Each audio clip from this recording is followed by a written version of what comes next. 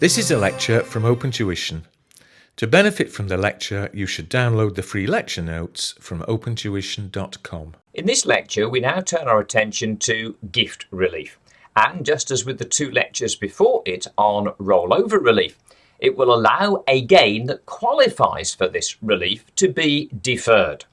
The manner of the deferral you will see in the forthcoming lecture. And that forthcoming lecture is again going to be the one that was produced based on the Finance Act of 2019.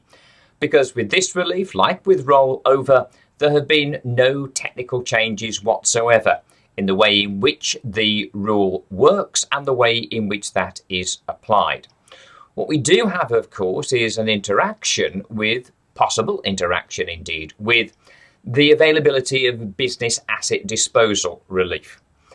So, given that it's Finance Act 2019, it's exactly the same issue as we dealt with when looking at the Finance Act 19 lectures for rollover relief.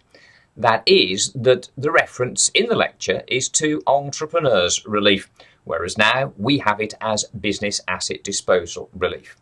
And that's going to be seen both within the notes themselves that we'll look at now, where in section 4.2, after the introduction to gift relief, telling you basically how it works and the circumstances in which it would be available. We talk here, as I say in section 4.2, about an interaction with business asset disposal relief. In the lecture, it'll be an interaction with entrepreneurs relief, but it's exactly the same. It's the same situation as we saw with rollover. The rollover relief and now gift relief allows a gain to be deferred. Business asset disposal relief is a lower tax rate that is applied to a taxable gain. So if you choose to make a claim for rollover relief or for gift relief, then those reliefs will apply before ever you get to the application of business asset disposal relief.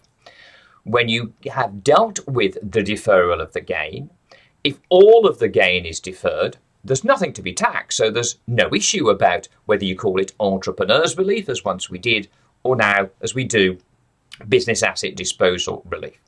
It is only if some amount of the gain that arose was unable to be deferred for whatever reason, we've seen it with rollover, you're about to see it with gift relief, then would that remaining gain, that would otherwise be taxable, can that benefit from business asset disposal relief and have that lower tax rate?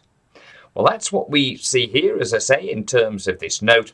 And the only difference to last year is that the reference here is to business asset disposal relief rather than entrepreneurs relief. And as we've said, it comes first. If you choose to defer a gain, then it isn't going to be taxable, and therefore business asset disposal relief is not an issue. As well as that reference in the notes, there's also situations in terms of your answers to examples, where again we have, after dealing with, I won't spoil this for you by going through this particular answer, but just pointing out that here we have post-gift relief, a revised gain eligible for business asset disposal relief. In the lecture, again, as you see on the screen, that will read entrepreneurs relief. Now again, you will use these Finance Act 2020 notes. There's no need to try to follow what is on the screen in terms of the notes. You're going to use these notes. It's exactly the same, apart from this wording is different. Now we call it business asset disposal.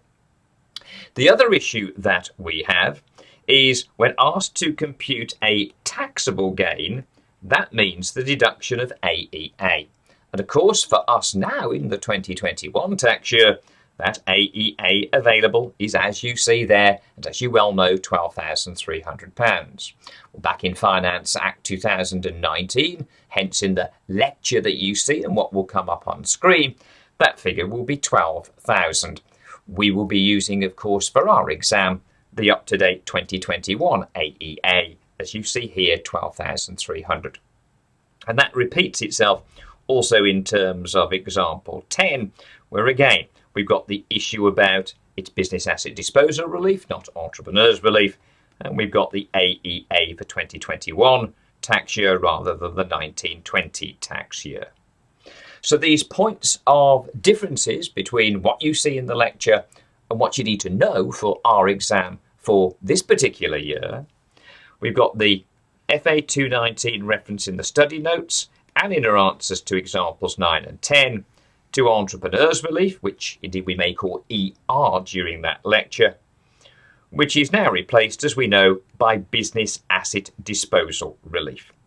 In those answers to those examples, as we've just pointed out, then in the FA19 answer, you see an AEA of £12,000, which was again the correct figure for 1920 tax year, but now in your 2020 Finance Act 2020 notes, it is of course 12,300 applied for our 2020-21 tax year. Other than that, everything you need to know about the qualifying conditions, so where gift relief will be available, how it works in all the circumstances in which it could be applied, all of that remains the same.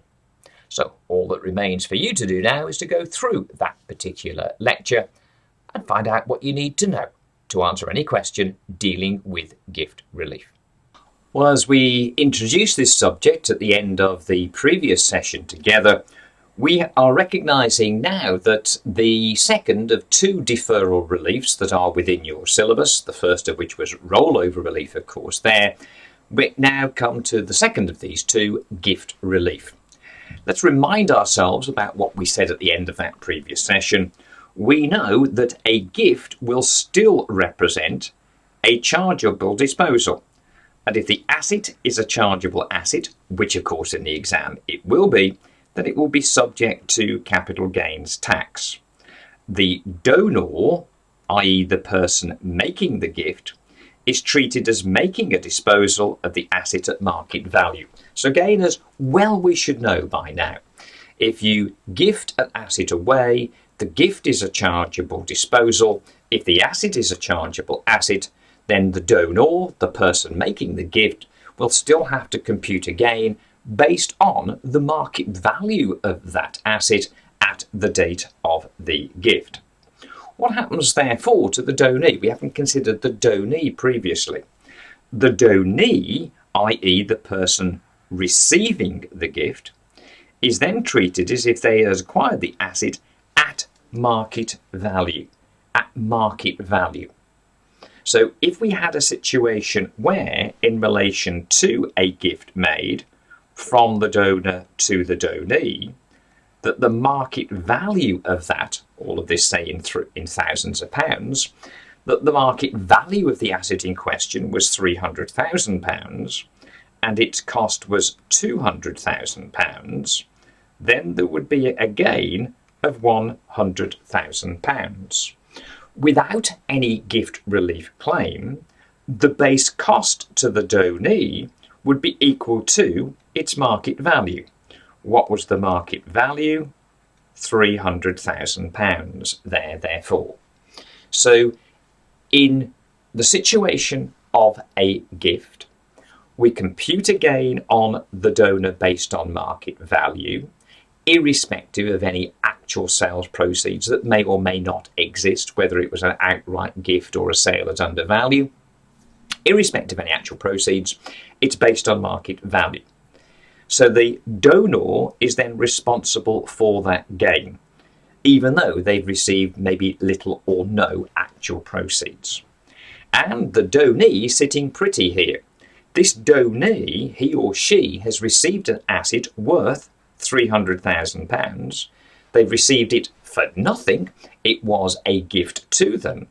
And going forward, their base cost will still be deemed to be the £300,000, the full market value. Now you can see who's losing out on this. This, of course, is the donor. So what happens when gift relief is claimed? The donor's gain is deferred. So gift relief would be claimed to defer that £100,000 gain.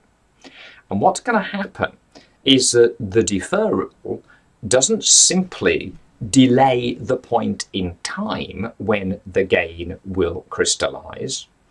It will now be deferred until some future point. but also the person responsible for that gain in the future has changed, because that person will now be the donee. Whereas you can see with this simple exercise here, the gain of 100, that is the gain deferred. We deduct that in establishing the base cost to the donee. So the donee's base cost has now become £200,000. If therefore they went out the next day, the next year, or wherever in the future, and were to sell that for, say, £300,000, they would have a cost of 200, deduct from their proceeds of 300, it is they, the donee, who would then end up being responsible for that gain. And that's got to be seen as a pretty sensible basis of dealing with this, that the person who is benefiting from this gift is clearly the donee. Without gift relief, we are further, dare I say, punishing, not a word to use in the exam by the way, the donor by not only saying, yep, you're now worse off by 300,000, you've given this asset away, but we're still going to calculate a gain based on the market value, and that's £100,000, and charge that to tax at whatever is the relevant taxable rate there. In this way, we put the responsibility for that gain, and therefore any future tax charge in relation to it, on the donor. They're the person who benefited. Okay. The situation, however, is that just because you make a gift, that does not qualify that gift for gift relief. As we've seen at a heading here, relief for the gift of business assets. So as it's been up until now, with entrepreneurs relief, there were qualifying business assets. With rollover relief, there were qualifying business assets. And so too it will be with gift relief. We are talking about qualifying business assets. And of course it wouldn't be taxed without yet another silly rule, where although the qualifying business assets look mostly the same in all of these reliefs, there are certain differences that you need to be familiar with. So you will need to carefully learn what these qualifying business assets are for each of the various reliefs, including this one that we're about to see. Just moving down, therefore, and we'll look at what those qualifying assets are. Now again, we're going to be talking about qualifying business assets here in section 4.4.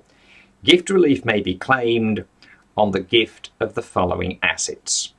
Pretty obviously, if you're an unincorporated trader, assets used in the trade of the donor, i.e., where he's a sole trader. You could be a partner in a partnership, but basically a sole trader there. Assets used in the trade of the donor. Or you own certain business assets personally, but you don't run an unincorporated trade. Instead, what you have is share ownership. That asset, often a property, is used by a company in which you are a shareholder.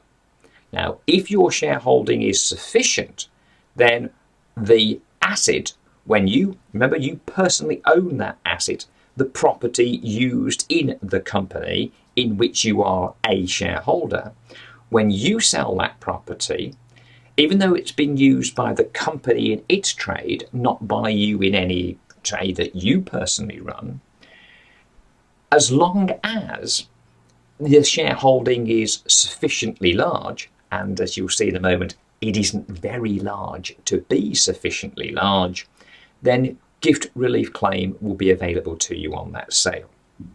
So, the donor in terms of a sole trader, and then the donor's personal company. This extends the relief, as we were just saying, to assets owned by the individual, but not used by him or her directly for trading purposes.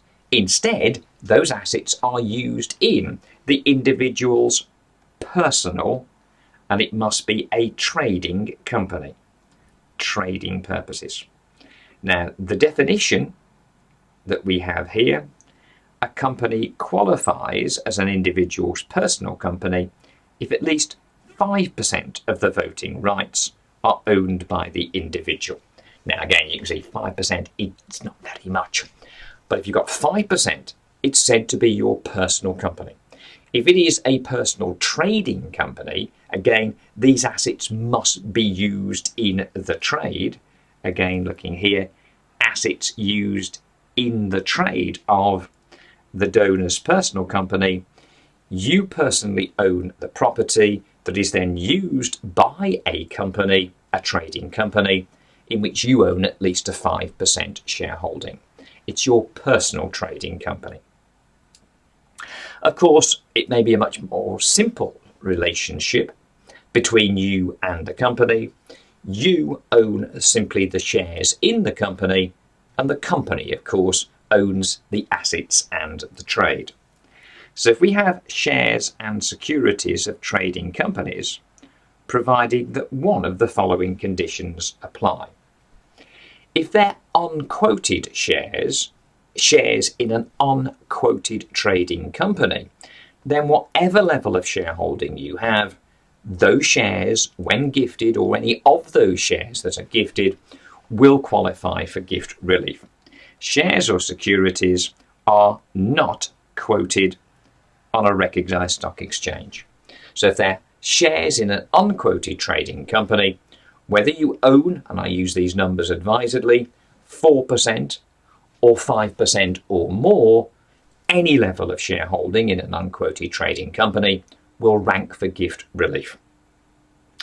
If it's not unquoted, but it's a quoted trading company, then gift relief would still be available, but only if we're talking about shares or securities gifted are those of the individual's personal company.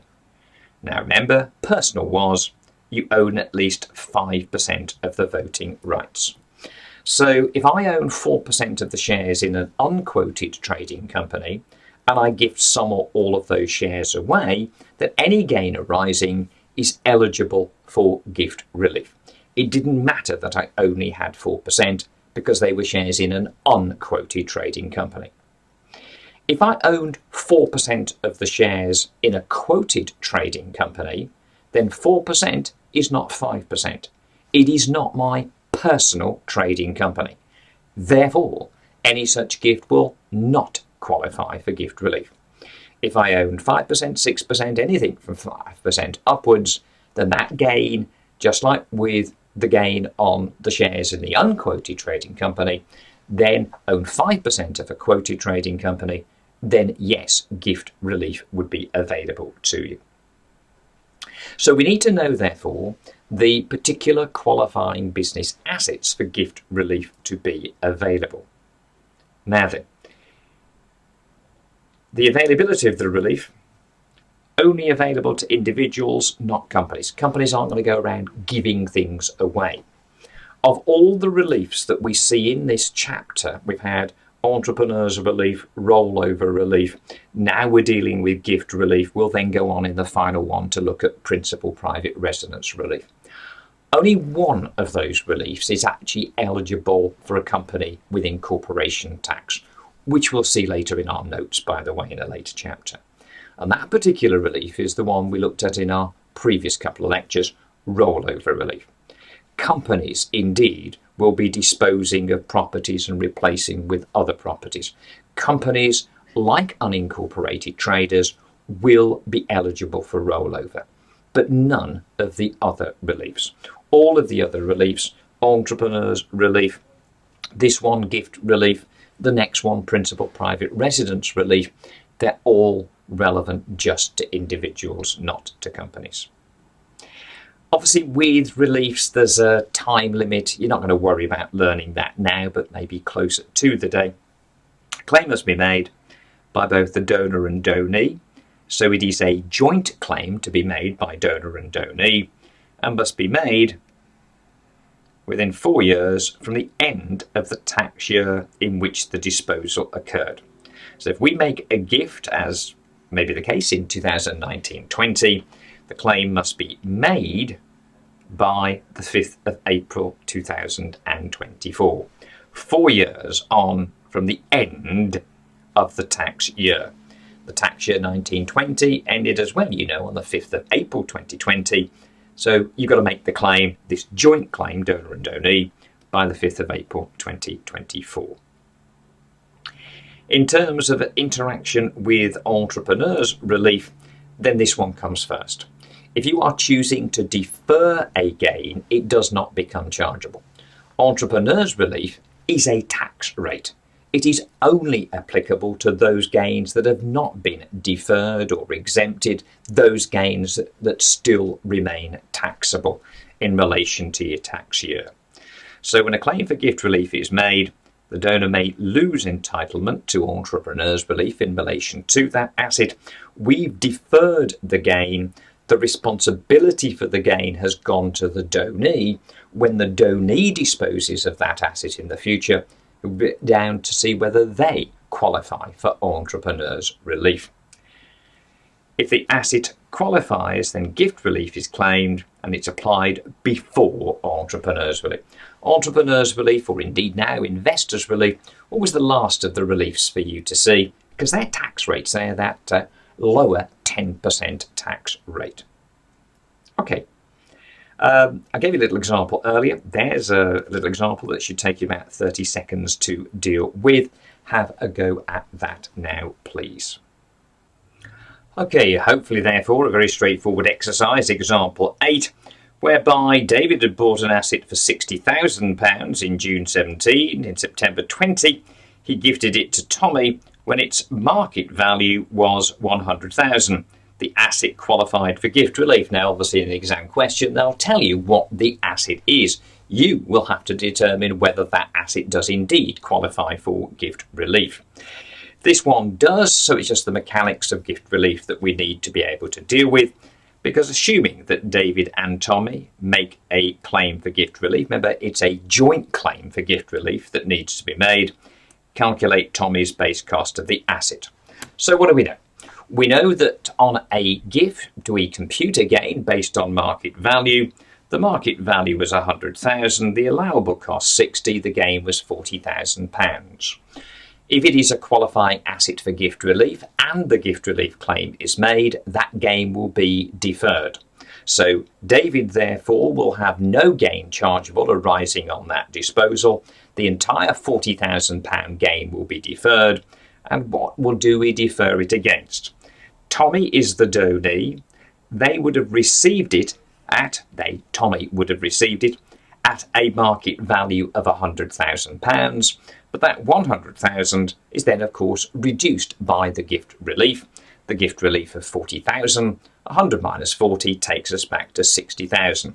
You can see effectively what has happened there. Effectively, Tommy has taken what was David's base cost of £60,000, thus making Tommy responsible for any future gain made on the future disposal of that asset. They are the ones who will be responsible. Okay. What we often get in exam questions to make them more, interesting there, is not an outright gift, but a sale at under value. We've actually got some proceeds. The situation where a taxpayer, they're usually making a gift to someone within the family, usually a son or daughter there. And when they make that gift, we know that it can be an outright gift, or it could be a sale at under value, as we see with this note here. It may be the situation where the taxpayer may love to be able to make that outright gift, but can't afford to. It's a valuable asset. It's usually, as it has to be, of course, a qualifying business asset here. So what the donor might do in terms of, this is often passing on the family business from one generation to another here, is they sell it at undervalue. So it might be worth $1 million, but we sell it to them for $500,000. The donor's got $500,000 to keep him, her, then in good health, we hope, or good wealth, I should say, there for the remainder of the days. but the son or daughter hasn't had to pay out the full value of 1 million. They've got it for $500,000. Everybody's happy. Okay, so what happens then if it's not an outright gift? How do we deal with that for purposes of CGT? Well, what we've always said, whether it's outright gift or sale at undervalue, you always compute the gain based on the market value at the date of gift. So gift relief is also available for sales made below market value, where there's an element of gift. We know that the gain itself is based on market value. You do not use the actual sale proceeds in computing the gain. The gain, as we learnt in our first lecture in Chapter 12, is based on open market value wherever any element of gift is involved. So if we're ignoring actual proceeds in computing the gain, where does the actual proceeds come into play to make this exercise a bit more interesting? And what it impacts on is the availability of gift relief. The bigger the sales proceeds, then the less the amount of gift that you're actually making. And that, therefore, may serve to limit the amount of gift relief available.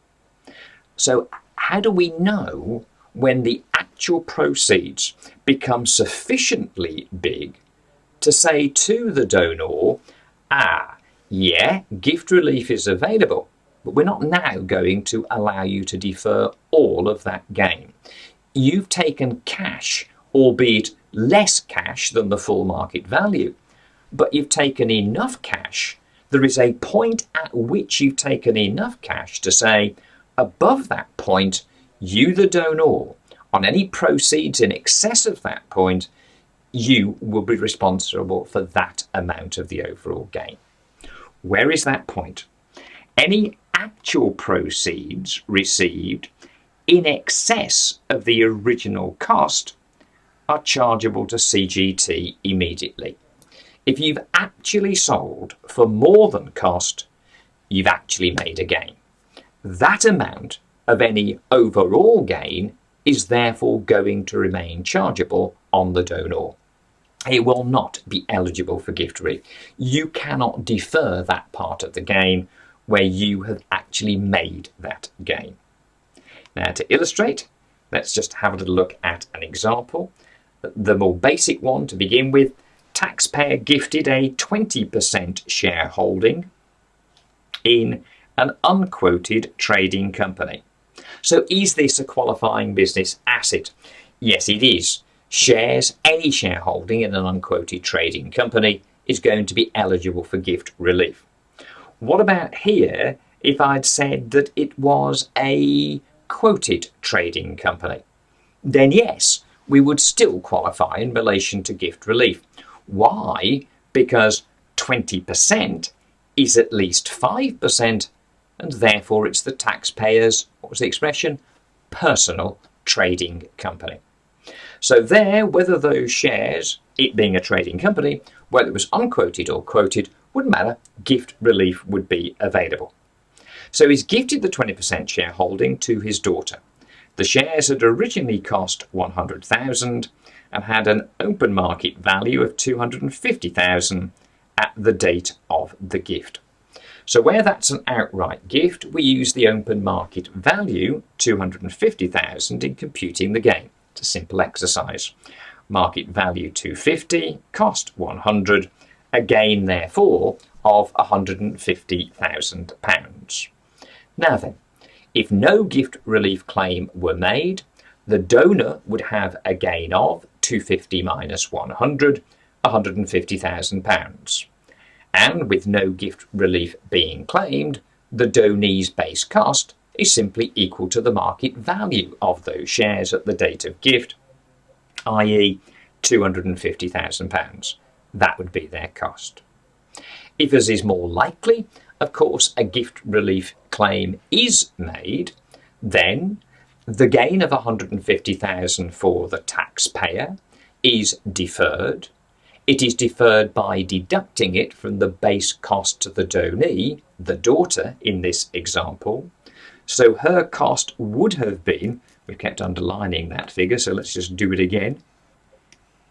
her cost would have been 250, but now less the deferred gain, the gain is 150,000.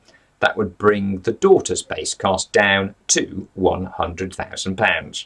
Again, not surprisingly, an amount equal to the taxpayer's cost, leaving the daughter responsible for any future gains made on the subsequent disposal of those shares. But what we're talking about here is now that the taxpayer sold the shares to his daughter for half the open market value. For half the open market value. Right. Remember, irrespective of any actual proceeds, we compute a gain based on the open market value. The open market value of those shares, 250,000, less the cost, 100. As we've already said several times, the gain arising, therefore, is £150,000. The question then arises, if they choose to make a claim for gift relief, taxpayer and daughter, then gift relief is available because these shares, as we've just said, are qualifying business assets for this purpose. But the problem is it wasn't an outright gift. There was some actual proceeds. So there may still remain a chargeable gain on the donor after the gift relief claim has been made. So what did we do? It was a bit like with the situation of partial rollover, whereby what we did was to work out how much of the gain remained chargeable, and then the rollover was a balancing figure. So it is here. We work out the amount of the gain that remains chargeable. Now look back at what the note said. It says, any proceeds received in excess of the original cost. That amount is chargeable to CGT immediately. So we do a calculation here where we look at actual proceeds minus, of course, the actual cost. Now, the sale was for half that market value of £250,000. So the actual proceeds, £125,000, minus the actual cost, £100,000. Therefore, actual proceeds have exceeded actual cost, so £25,000 of the £150,000 gain remains chargeable. That remains chargeable. So if 25 out of 150 remains chargeable, the gift relief, like with rollover relief before it, where it was partial rollover, is simply a balancing figure. And that figure must be £125,000. What happens with that gift relief? For the donor, as you can see there, it's reduced what would have been a gain of 150 down to a mere £25,000. For the donee, the daughter here, it means that her base cost would have been the open market value of the shares, 250,000, but that is reduced, of course, by what? As ever, by the gift relief. That's 125, which leaves the daughter with a base cost of 125,000 for purposes of any future disposal made by her. So there we go, we've got the mechanics now of how to deal with a sale at undervalue. Calculate the gain based always on open market value, and then work out how much of that gain, if any, remains chargeable. If actual proceeds, as they do here, exceed actual cost, then that amount of the gain remains chargeable. If here the actual proceeds have been £100,000 or less, then none of the gain that has arisen would be still chargeable on the donor, and all of the gain would have been eligible for deferral through a gift relief claim. So if we'd actually sold for 100, 100 minus 100 is 0. If we'd sold for less than 100, whatever that is, minus 100 is still 0. No amount of gain would be chargeable on the donor, and all of the gain would then be deferred if a gift relief claim were made. Now then, in this situation, as we've got it, £25,000 of the gain remained chargeable. Now remember what we were dealing with. These were shares in an unquoted trading company. So we've deferred what we could, £125,000. It's left chargeable £25,000. What the question may have asked you to do is then to go on and not just calculate the chargeable gain on the donor and or the base cost to the donee, but to actually, for the donor, compute the CGT liability. Now let's imagine that this was the only disposal. You'd have to be told this. This was the only disposal made in that tax year by the individual. Then, of course, though the chargeable gain is £25,000, that's not the taxable gain. What would you be able to do? You would reduce, as you always reduce, any net chargeable gains of the tax year by the AEA of the tax year. That being, for us, for the 1920 tax year, anyway, £12,000. So that would bring you down to 25 minus 12 would be a taxable gain of 13,000. We then need to see what tax rate to apply. Inevitably, you'll be told that the individual is a higher rate taxpayer, or the question gives you a taxable income for the taxpayer, which shows you that they are a higher rate taxpayer. So the question then is, what tax rate?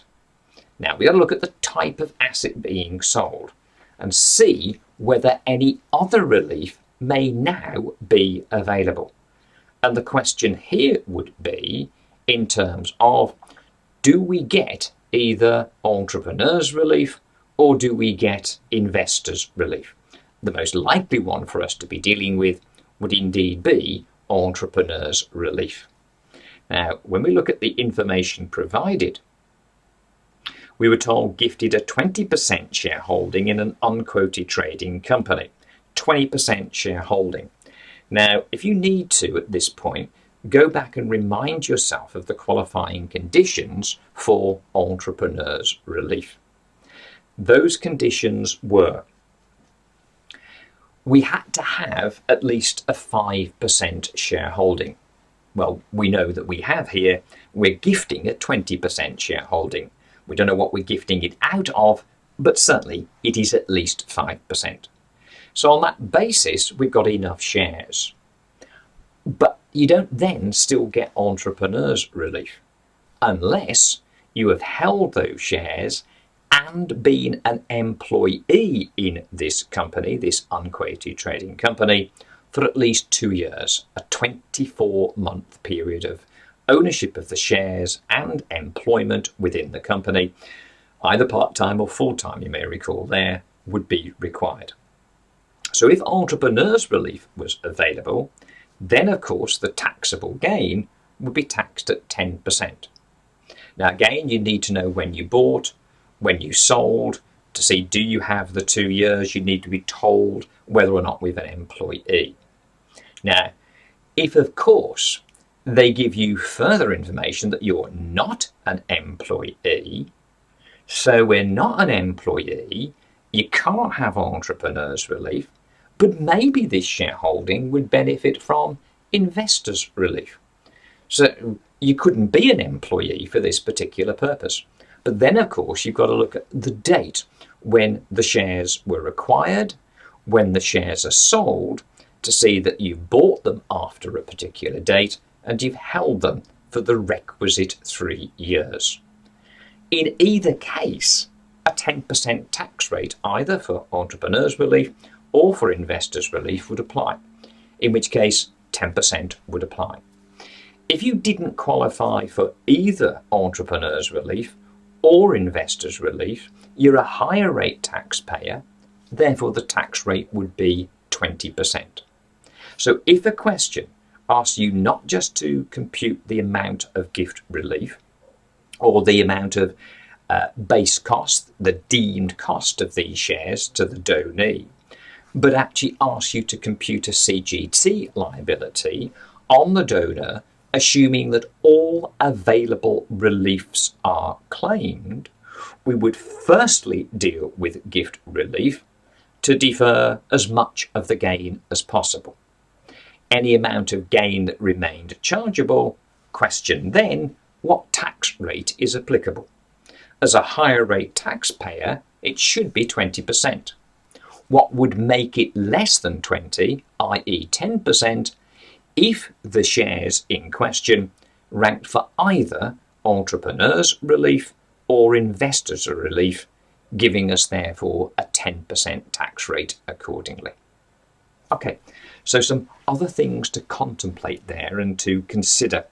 Let's just go back to our notes now. And there you go.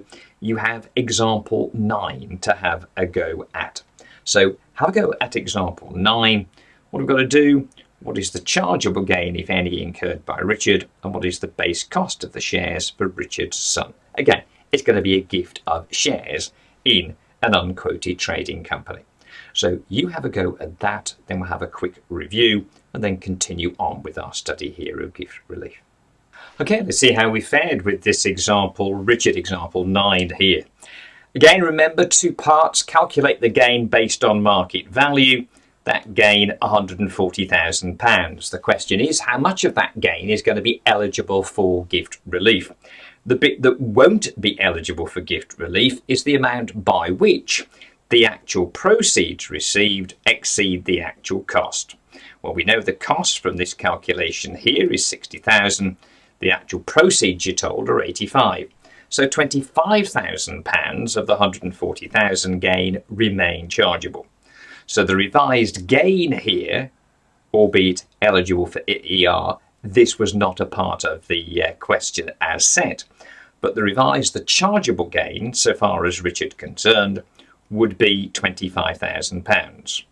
The rollover relief is effectively therefore a balancing figure. We're going to charge £25,000 out of 140, so 115,000 is the balancing figure.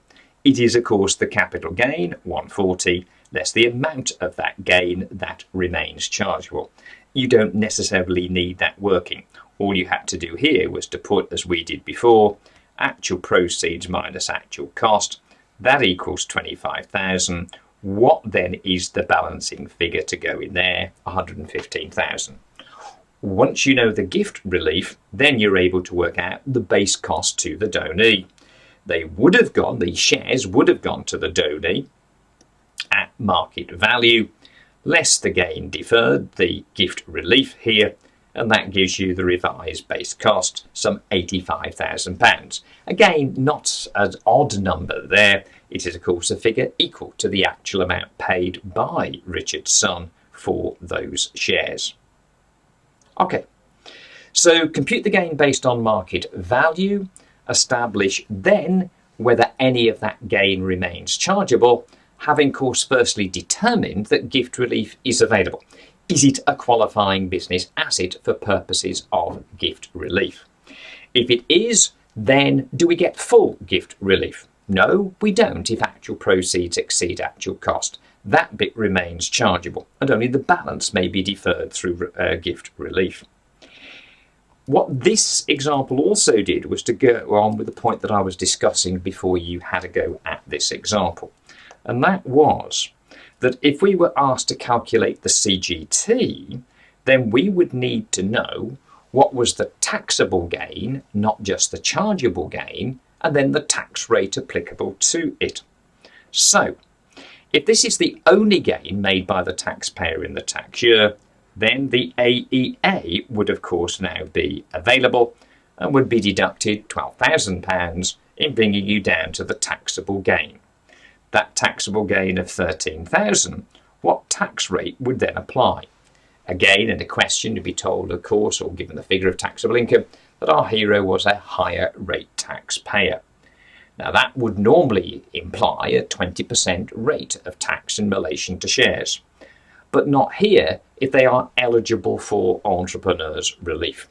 So we needed to go back to the question here, where are we, and establish that entrepreneurs relief was available. acquired a 25% holding in an unquoted trading company back in March 2005. Immediately became an employee of the company. Now, there's nothing which says we stopped being an employee. So, do we have a 5% shareholding? Yes, we do. Are we an employee? Yes, we are. Have we been those things for at least 2 years? Yes, we have. And therefore, entrepreneurs' relief would be available. On that basis, therefore, it is CGT at 10%. Entrepreneurs' relief is indeed available. So again, read the questions requirement very carefully indeed. What are they actually asking for? Is it simply a chargeable gain after gift relief has been applied, where that gift relief may indeed be limited because it was a sale at undervalue, where the actual proceeds exceeded the actual cost? Do they just want that gain? Do they want the taxable gain? That, of course, would be after any available AEA had been deducted.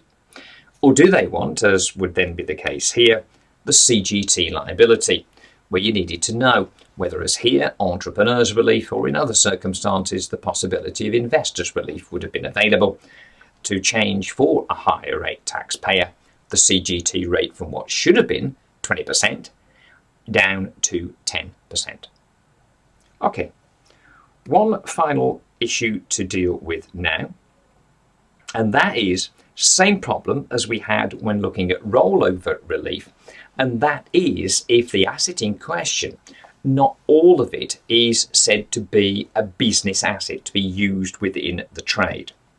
So, assets not wholly used for trading purposes, where only part of an asset is used for trading purposes, or an asset has been used for only part of the donor's period of ownership, then gift relief is restricted, again on a proportionate basis. The most likely situation, however, you're going to see, rather than there the unincorporated trader giving away the assets of the trade, is actually a gift of shares. And where the gift is shares and the individual owns at least 5% of the voting rights. So for this restriction in the gift relief to apply, it only applies where you own at least 5% of the voting rights, i.e. it is your personal company. Then the capital gain on the shares eligible for relief is restricted by the following fraction. And this we'll come to know and love as CBA over CA, where CBA stands for the chargeable business assets of the company, and CA stands for all of the chargeable assets, which is both the top line, the chargeable business assets, CBAs, plus any investments. And what we can see now is if there are investments held on the balance sheet, the statement of financial position of this particular company, then we're not going to be entitled to full gift relief, only the business proportion there. And this business proportion is taken as being the market value of the chargeable business assets over the market value of the chargeable assets. So we're not looking at all of the assets of the company. We are purely looking at those chargeable to CGT, chargeable assets. We'll remind ourselves of those in a moment's time. This treatment is completely different to that which applies for entrepreneurs' relief. Remember, with entrepreneurs' relief, either it's a trading company, in which case the gain is fully eligible for the 10% rate, subject to the lifetime limit of £10 million, or it isn't a trading company, in which case there's no ER. Remember, for entrepreneurs' relief purposes, no question of apportionment. A company is either a trading company and therefore qualifies for ER, or it is not and it doesn't qualify. What are these chargeable assets and chargeable business assets? Now, an asset cannot be a chargeable asset where any profit that might arise on its disposal would not be a chargeable gain. This provision therefore rules out current assets such as inventory. When you dispose of inventory, that's a trading asset. So any disposal at above or below cost is a trading profit or trading loss. It's a trading asset. It's not a capital asset there. So that's out. Receivables, clearly, therefore, also not going to be a chargeable asset.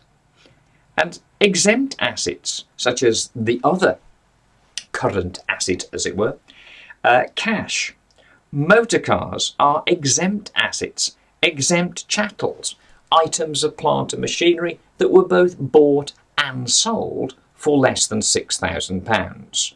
Those are going to be exempt chattels. Any other plant and machinery not covered by the chattel exemption, then yes, they would be chargeable assets. Plant and machinery used within the trade, that would be a chargeable business asset.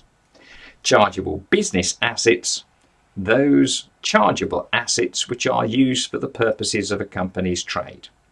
Now, we've already said there that we'd be dealing with stuff like plant and machinery, of course, if it is not covered by the £6,000 chattel exemption. Properties used within the trade is a fairly obvious chargeable business asset. It would also include, it's not likely to be tested, but goodwill purchased before the 1st of April 2002, but it would exclude shares, securities and other assets held as investments. They are chargeable assets, but they're not chargeable business assets. So, we've established that we're dealing with shares in a company where gift relief is available.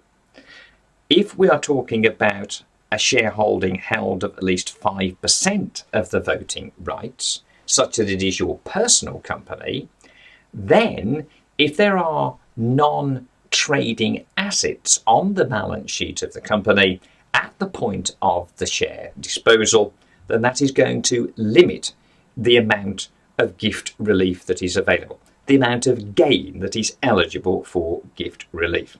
The amount of gain that is eligible will be the gain times CBA over CA.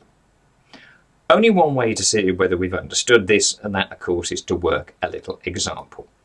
Calculate John's capital gains tax. So all the way to the bottom of this exercise, we've got to compute CGT on the disposal of shares in John Limited, and what then are the base cost of the shares for his son. John owns 100% of the shares in John Limited, of which he's the managing director. So 100% shares and an employee is the MD. On the 1st of December 19, he made a gift of the shares to his son, when the market value of the shares was £800,000. Those shares had originally cost £200,000 back in February 2001. At the time of the gift, John Limited owned the following assets. Okay, so what do we know? We know that freehold trading premises there will be a chargeable business asset. We know that investments will simply be a chargeable asset. They're not business assets used in the trade, but they're chargeable assets there. Stocks and work in progress, debtors, cash, none of those are chargeable assets at all. And then we've got this one, goodwill. The note that we just read, including goodwill purchased before the 1st of April 2002.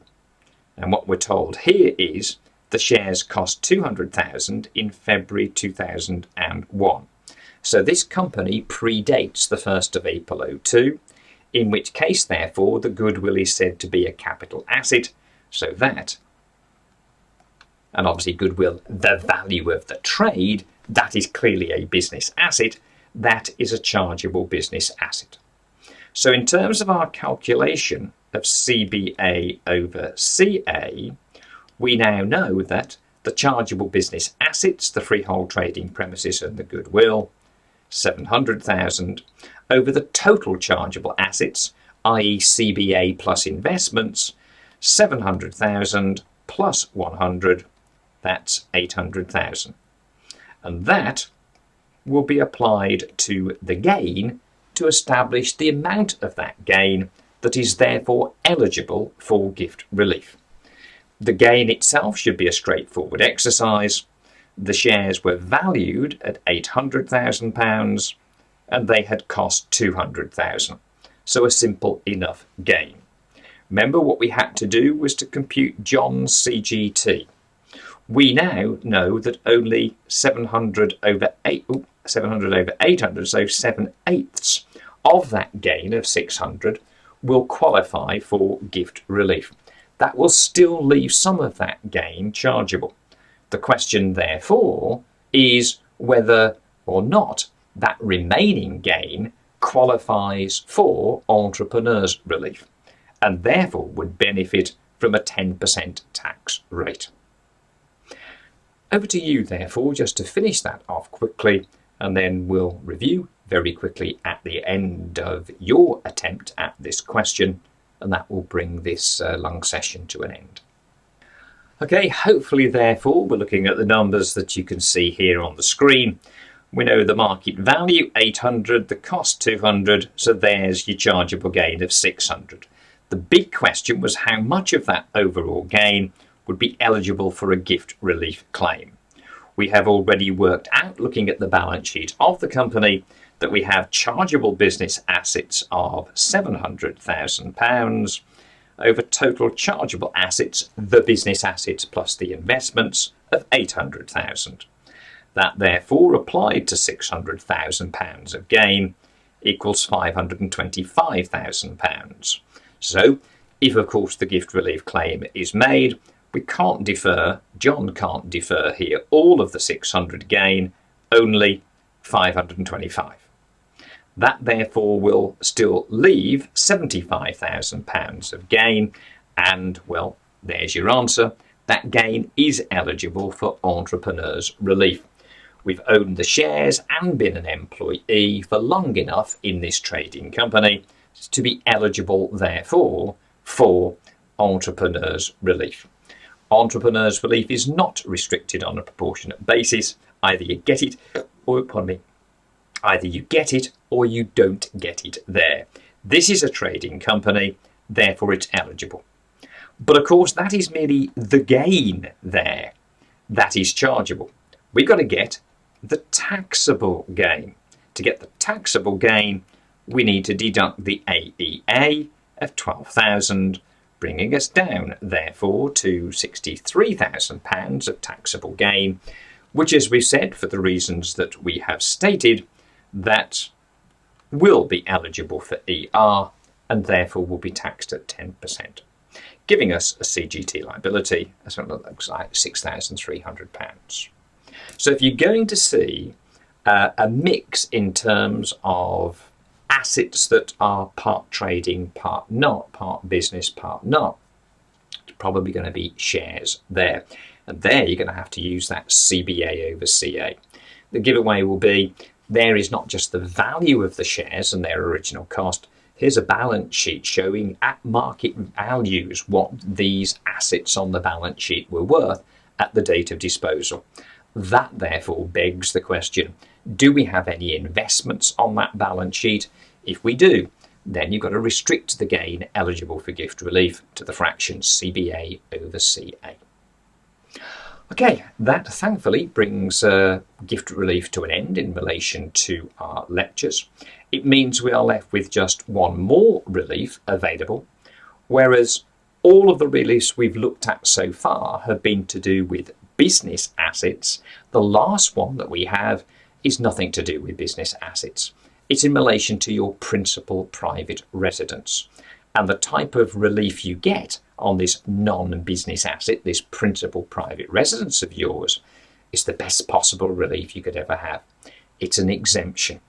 The PPR relief will exempt some, for most situation in practice, all of the gain that an individual makes on the disposal of his or her, or theirs indeed, their principal private residence.